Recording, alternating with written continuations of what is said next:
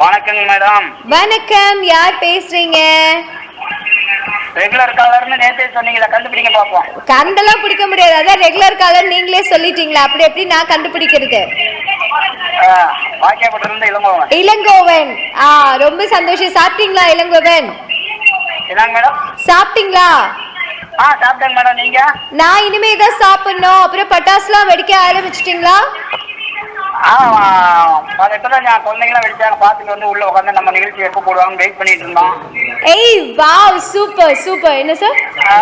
நிகழ்ச்சி அட்டன் பண்ணிட்டு இருக்கிறோம். ஓகே, ரொம்ப சந்தோஷங்க.